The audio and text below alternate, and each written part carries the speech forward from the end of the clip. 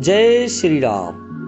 कन्हैया के द्वार पर क्यों रोता रहा मोर। एक कथा के अनुसार गोकुल में एक मोर रहता था। वह श्री कृष्ण का अनन्य भगत था। एक बार उसने श्री कृष्ण की कृपा पाने के लिए कन्हैया के द्वार पर जाकर जप करने का विचार किया। इसके बाद वह उनके द्वार पर बैठकर कृष्ण कृष्ण जपता रहा। जप करते हुए उसे 1 बरस बीत गया, लेकिन श्री कृष्ण की कृपा प्राप्त नहीं हुई। एक दिन दुखी होकर मोर रोने लगा। तभी वहां से एक मैना उड़ती जा रही थी। उसने मोर को रोता देखा तो बहुत अचंभित हुई। मैना ने सोचा कि यूं तो मोर किसी भी कारण से रो सकता है, लेकिन कन्हैया के द्वार पर कोई रोए, यह तो अचंभित करने वाली बात है। इसके बाद मैना मोर के पास गई और रोने का कारण पूछा। तब मोर ने बताया कि 1 बरस से मैं कन्हैया को प्रसन्न करने के लिए कृष्ण नाम जप कर रहा हूँ, लेकिन कन्हैया ने आज तक मुझे पानी भी नहीं पिलाया। यह सुनकर मैना बोली, मैं राधे राधे के बरसाने से आई हूँ, तू मेरे साथ चल।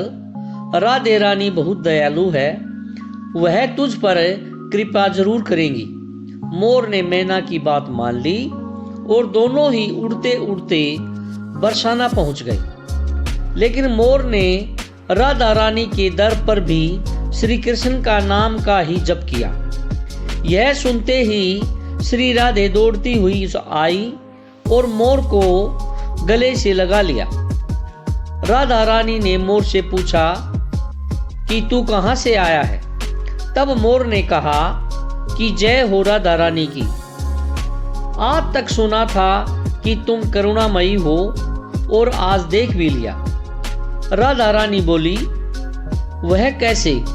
तब मोर बोला, मैं पिछले 1 बरस से कन्हैया के द्वार पर कृष्ण नाम का जप कर रहा हूं, लेकिन पानी पिलाना तो दूर, उन्होंने तो मेरी ओर देखा तक नहीं।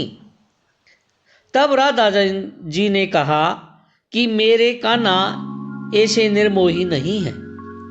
किशोरी जी ने कहा कि फिर से तुम कन्हैया के द्वार पर जाओ, लेकिन इस बार कृष्ण नहीं राधे राधे रटना। मोर ने राधा रानी की बात मानकर गोकुल वापस आ गया और फिर से कृष्ण के द्वार पर पहुंचा और इस बार राधे राधे रटने लगा। यह सुनते ही कृष्ण दौड़े चले आए और मोर से पूछा, तुम कहां से आए हो। तब मोर ने कहा कि हे माधव, 1 बरस से मैं तुम्हारा नाम जप रहा था, लेकिन तब तो तुमने मुझे पानी तक नहीं पिलाया। आज राधे राधे जपने पर दौड़े चले आए। मोर की बात सुनकर कृष्ण जी बोले, मैंने तुझको कभी पानी नहीं पिलाया, यह मैंने बड़ा पाप किया है, लेकिन तूने राधा का नाम लिया, यह तेरा सौभाग्य है। इसलिए तुझको वरदान देता हूँ कि जब तक यह सृष्टि रहेगी, तेरा पंख सदैव ही मेरे शीश पर विराजमान होगा। साथ ही जो भी भक्त किशोरी जी का नाम लेगा, वह भी मेरे शीश पर विराजमान होगा। जय श्री कृष्णा। राधे राधे। अगर पोस्ट अच्छी लगे तो प्लीज़ लाइक, सब्सक्राइब एवं कमेंट जरूर करिएगा।